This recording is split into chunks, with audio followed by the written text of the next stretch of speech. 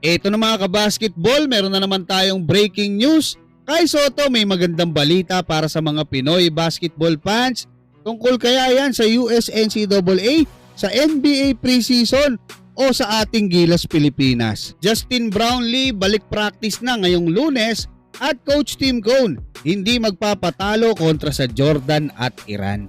Pero bago yan, huwag kalimutan mag-like at mag-subscribe bilang pagsuporta.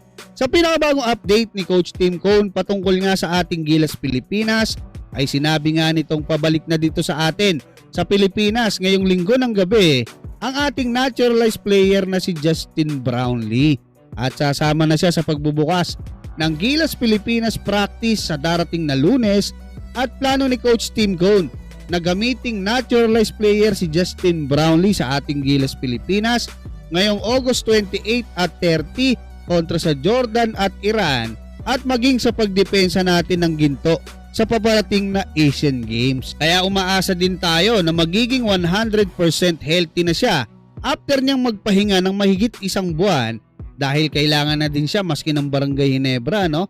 At sinabi ni Coach Tim Cone na gagawin nila ang lahat para manalo kontra sa Jordan at Iran sa kabila po yan ng mga availability issues na kinakaharap nila dahil hindi pa nga makapaglalaro si QMB dahil sa injury at si Mike Phillips dahil ikakasal yung kanyang kapatid.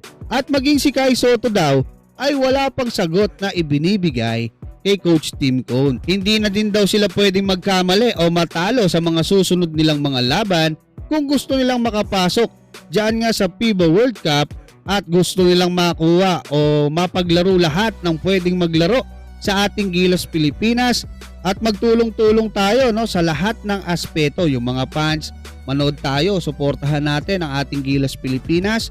Yung mga sponsors na may pera, gumastos kayo, 'di ba? At yung mga players ng ating Gilas Pilipinas, ibigay na lahat ng mga makakaya para sa mga nalalabing laro ng ating Gilas Pilipinas para mag-qualify tayo sa paparating na FIBA World Cup. At may good news ako sinasabi tungkol nga dito sa ating pambatong si Kai Sotto, mga kabasketball. Ano ba yan? Muntik pa akong masinok, mga kabasketball, pero kaya sa dulo ko to nilagay, mga kabasketball, dahil kapag ka nabalitaan nyo tong balita na to, mapapayes kayo at sabay mapapasuntok kayo pataas.